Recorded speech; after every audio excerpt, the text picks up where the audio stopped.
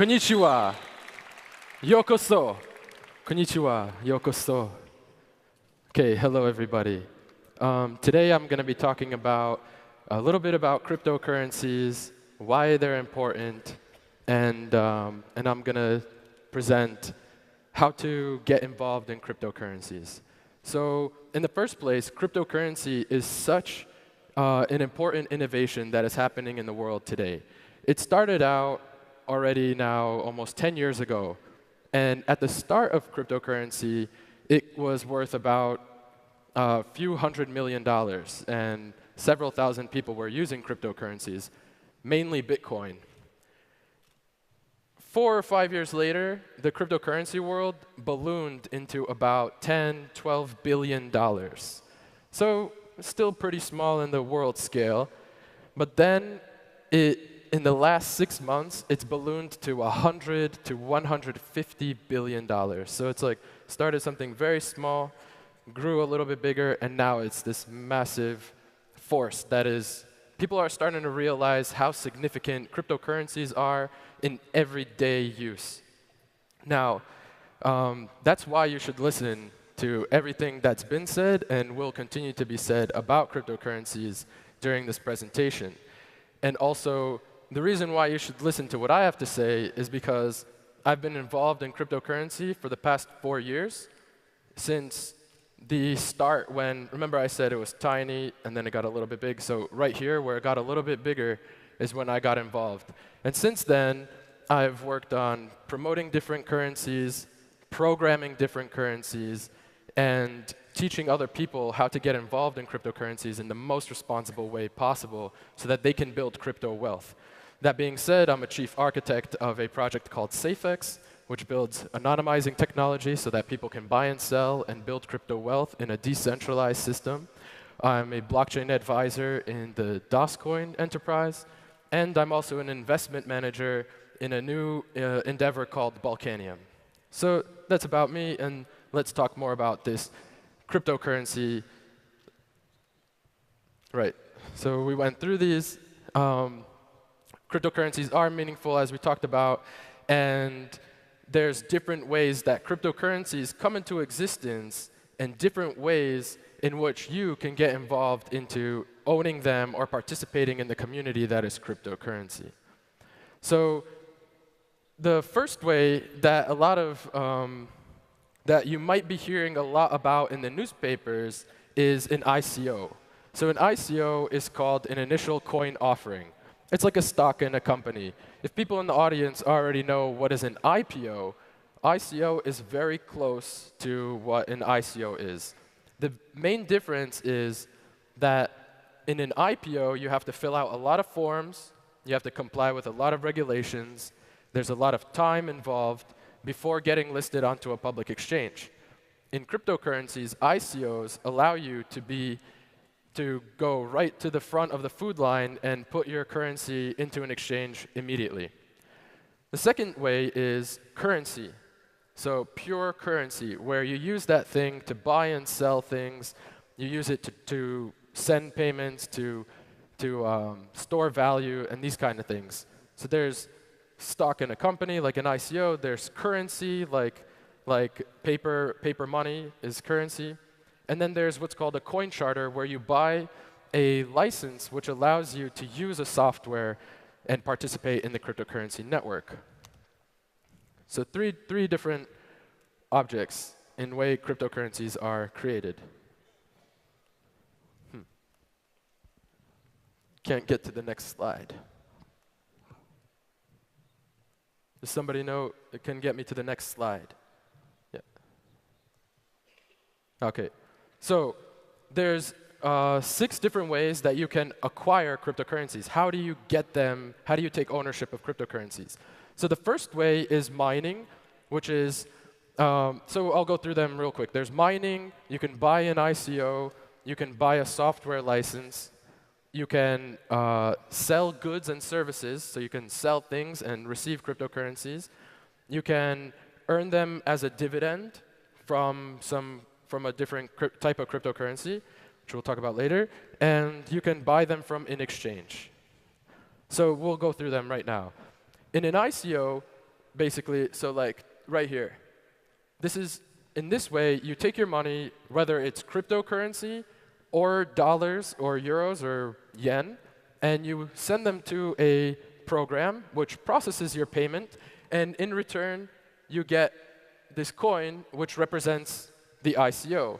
So when you buy a share in a company, you send your money, and in return, you get a certificate which makes you an owner of a piece of a company. So in an ICO is similar to that, where you send your money, a computer program processes that payment, and then returns you a different kind of coin which represents the ICO. The second point is in mining.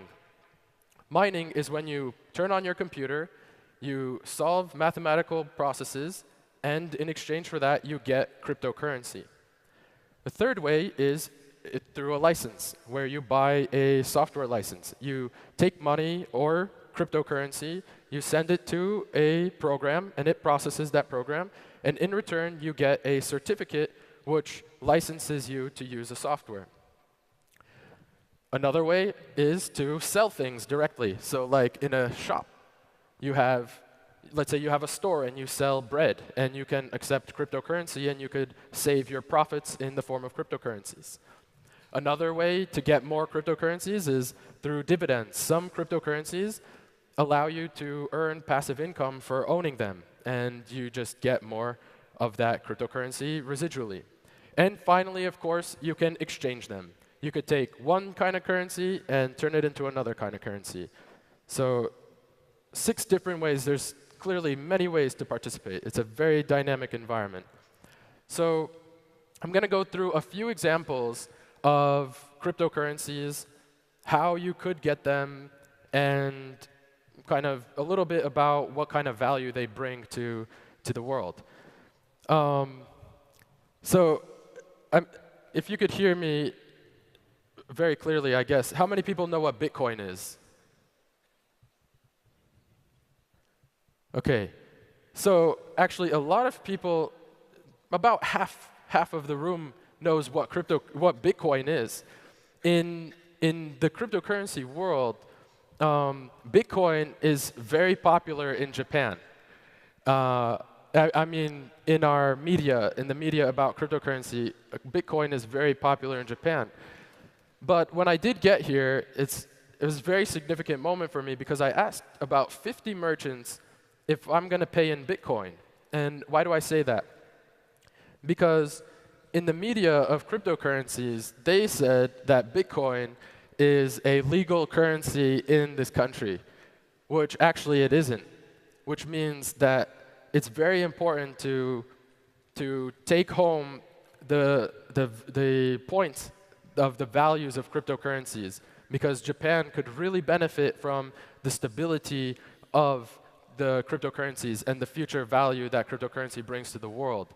So I really do hope that one day cryptocurrency will be legal tender, legal currency right here in this country.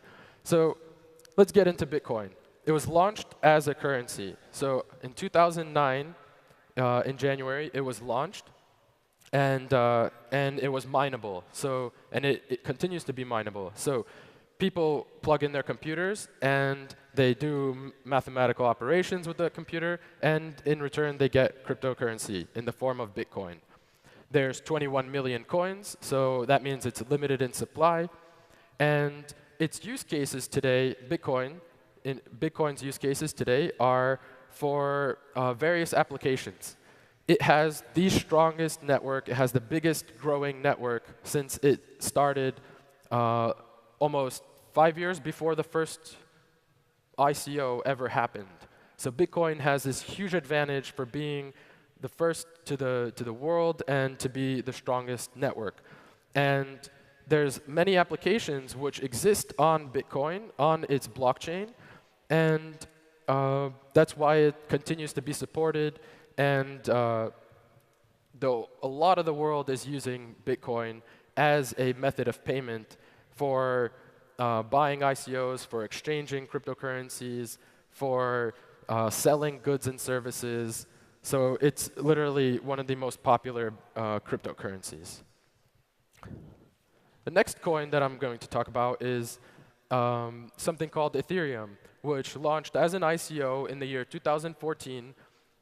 It has actually an unlimited supply, and you could have bought it as an ICO, but in 2014 when it was launched, but now it is mineable similar to Bitcoin.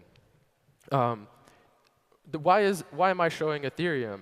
The reason I'm showing Ethereum is because Bitcoin does have applications, but Ethereum is a next kind of innovation with blockchain technology where you can build even more different applications using a blockchain. So you can think of Ethereum as like a 2.0 of Bitcoin, where Bitcoin has different applications for money, and Ethereum takes things to the next level. So it really did show a lot of people in the industry how to do things differently. So Ethereum has been operating now for almost 3 years, a little more than 3 years, and the innovations that it brought to the marketplace are very interesting. I think I can't change my slide again. Yeah. Yeah.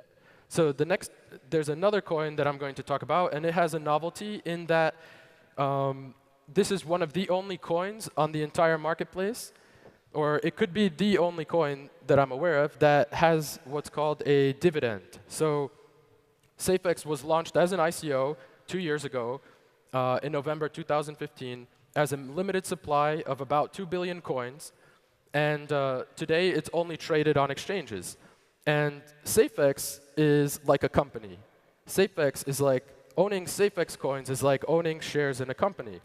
Now, when you hold SafeX coins, whatever its products are, those products will generate fees. And those fees will be paid to holders who hold this cryptocurrency. So this is a supremely novel way of introducing a method for acquiring cryptocurrency from some kind of activity of a company. So the product that SafeX produces is a marketplace which is anonymous, meaning that no person can know where payments came from, and no person can see what people are doing, because one thing that I'm sure we didn't explain yet, but a blockchain is highly transparent, meaning in a Bitcoin, for example, or an Ethereum or any other standard cryptocurrency, you can view how people send and receive payments, and you could see the trail of payments. So if I send my coin to this man and that man sent to this man, we can look on the blockchain and see the trail that it led back to me. Now, SafeX designed something where you can use cryptocurrencies to buy and sell goods and services without a website, and the whole process is completely anonymous, meaning that if I send the payment to this man and he send the payment to that man, no one will be able to see the journey between me and the final recipient and onward. So the purpose of that company is innovation in cryptocurrency adoption and in the security through privacy. Therefore, the ability to build crypto wealth, there needs to be innovations in security on the blockchain and in the way that we buy and sell different products, the way we use cryptocurrencies. Can I get a, oh, OK. The final coin that I'm going to use as an example in this presentation is extraordinarily novel. There is nothing that is like it in the marketplace today. It's called Dascoin. Dascoin is launched as a currency. There's a limit of 8.6 billion of them. So again, fighting the inflation of national currencies. I'm sure everyone knows in here, I hope everyone knows about how inflated US dollars have become, and I'm sure the Japanese yen, so the national currency where we are today, is extraordinarily inflated and continues to be inflated. So having a limited supply of coins is so significant. Now, Dascoin employs the use of the coin charter. So in order to be involved in the network of Dascoin, you must buy a license in order to use the software. Why is that? Because Dascoin is extraordinarily innovative in the sense that everyone must be authenticated. If you remember when I discussed SafeX, where everybody is anonymous, so everybody is hidden, and you can't see the trail of transactions, Now, that's important for decentralized currencies where you can't trust anybody. Now, Dascoin is completely different. Everybody is authenticated, and therefore, the people who are on that network must be trusted, and they can be trusted. And so Dascoin takes things to the 3.0 level.